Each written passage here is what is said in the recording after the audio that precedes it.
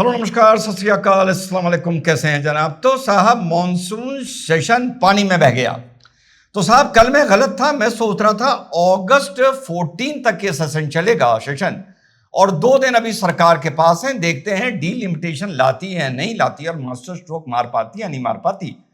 तो आज 13 को ही मॉनसून सेशन खत्म हो गया। ओम बिरला साहब के लीडरशिप में वंदे मातरम हुई वहां पर, और अनिश्चित काल के लिए इसको सेशन को खत्म कर दिया गया, पूरा हो गया। और अब मुलाकात होगी साथियों शीत सत्र में, यानी विंटर सेशन में। कुल मिलाकर 15 दिन का सेशन था। गठा जोड़कर लगभग 7 घंटा एक दिन में लंच आवर निकालकर इसमें काम होता है।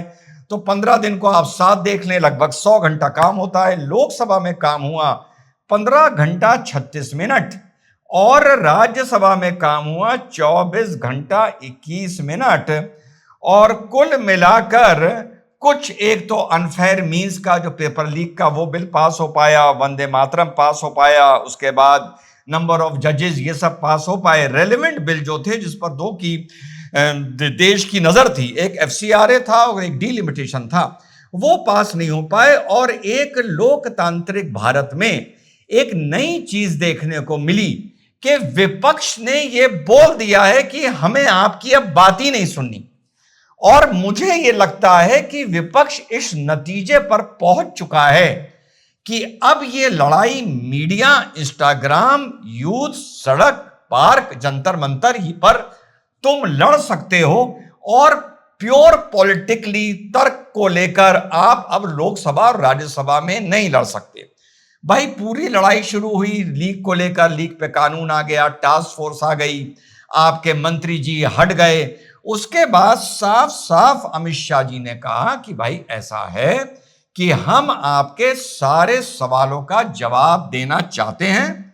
और रिजिजू जी जो पार्लियामेंट्री अफेयर मिनिस्टर ने, उन्होंने स्पीकर जी से इसके लिए वक्त मांगा कि जो भी 20 जुलाई की घटना हुई, नीट हुआ, क्या गोली चली, क्या लाठी चली, हम सारे सवालों का जवाब देंगे। लेकिन क्योंकि सत्र ही नहीं चला तो क्वेश्चन आंसर राउंड भी नहीं हो पाया जहां पर सवाल पूछे जाते हैं।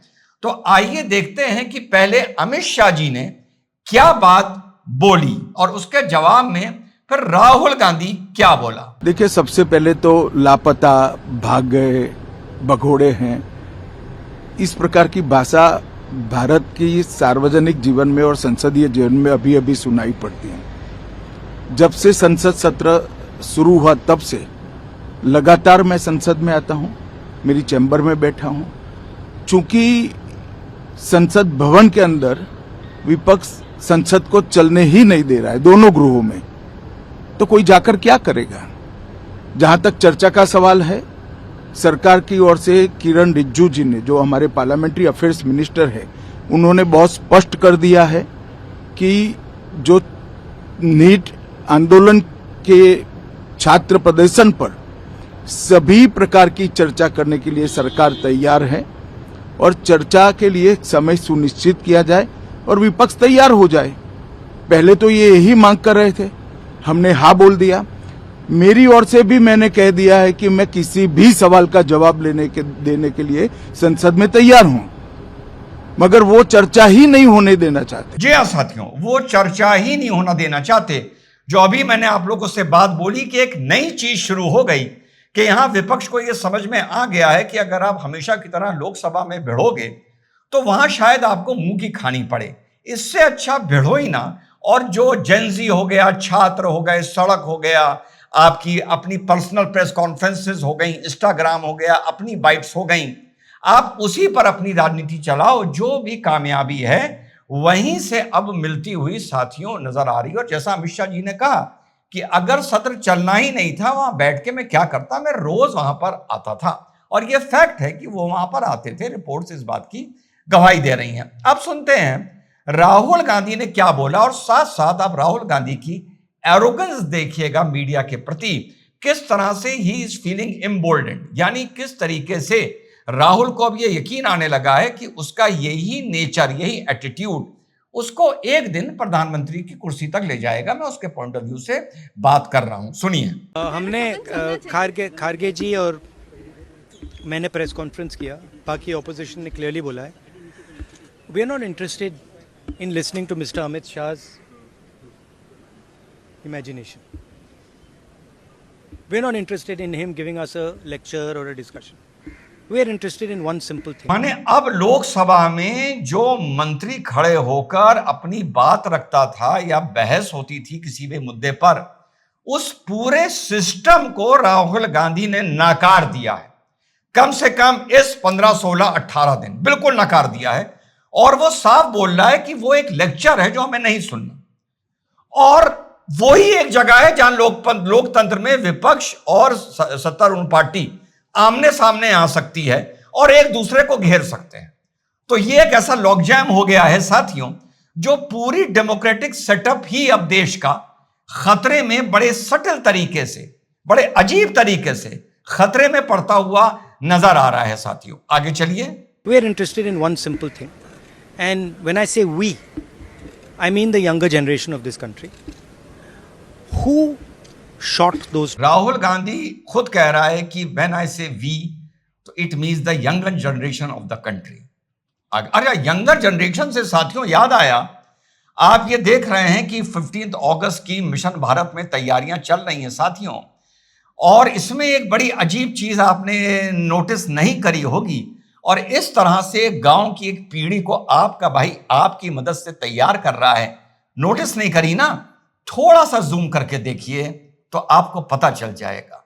आज से मात्र 12-13 दिन पहले हमारे नन्हे कैडेट नमन का मिशन भारत में ही खेलते हुए बहुत सीरियस फ्रैक्चर हुआ, पूरी बोन टूट के साथियों अलग हो गई है। उसके बाद 7-8 दिन पहले उसको फाइनली ऑपरेट करके उसको जोड़ा जाता है बोन को, और 15 अगस्त की जो तैयारियां चल रही हैं उसमें नमन बावर्दी वहां खड़े होकर भारत माता की जय बोल रहा है, और नमन परेड में भी हिस्सा ले रहा है, नमन भारत माता के पुष्प अर्पित करने में भी हिस्सा ले रहा है और बावर्दी हिस्सा ले रहा है। मैंने उनके घर संदेश कहलाया था कि आप चाहें कि ऊपर बच्चे को कोई छोटा कुर्ता पहना दें क्योंकि प्लास्टर में स्लीव फाड़नी पड़ती है, पर उन्होंने कहा हम मैनेज कर लेंगे। और बावर्दी नमन देखिए, कैडेट नमन खड़ा हुआ है साथियों। ये नस्ल तैयार हो रही है मिशन भारत में, और राहुल गांधी अपने को युवा बता रहे हैं, और जो जंतर मंतर पे मां बहन बेटी की गालियां दे रहे थे फौज को और प्राइम मिनिस्टर ऑफिस को, चेयर को, उनको ये लोग जेनजी बोलते हैं। आगे चलिए। Who gave the order to shoot those students? Who blinded one of the students? Who shot one of the students in the ear? Who gave the order to beat the students with lathis, with nails? Who gave that order? That order was implemented by the Home Ministry. Delhi Police and RAC are both Home Ministry systems. Did Mr. Amit Shah give this order to shoot our children, or did he not? If he did, he should resign because he's culpable. And if he did not, he should resign because he's incompetent. क्या साथियों, अब राहुल गांधी ने साफ बोल दिया कि हमारे जो सवाल हैं इसका जवाब हमको सरकार से चाहिए, और जो सवाल पूछने का और जवाब का मौका मिला था उसको इन्होंने साथियों गवा दिया। तो एक नए तरीके का विपक्ष जंतर मंतर के बाद इस देश में देखने को मिला है, और राहुल गांधी ने अपने पत्ते बिल्कुल साफ कर दिए हैं कि he will directly go to the people.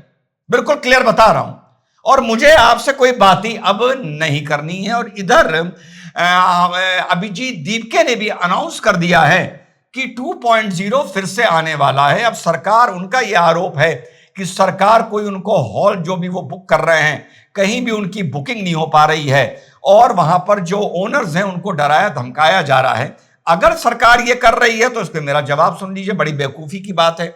सरकार को नहीं करना चाहिए, क्योंकि आप जब ये नहीं करेंगे तो वो पार्क में निकल के आएंगे, पार्क में परमिशन चाहिए। और आपकी अब पुलिस में फिलहाल फिर से ये नजर आ रहा है कि कॉकरोच जनता पार्टी के लोगों को, कार्यकर्ताओं को, आप जो भी उनको नाम दें या जो भी उनसे जुड़े हुए हैं, बल प्रयोग करके अपने स्थान से हटाने का दम नहीं है।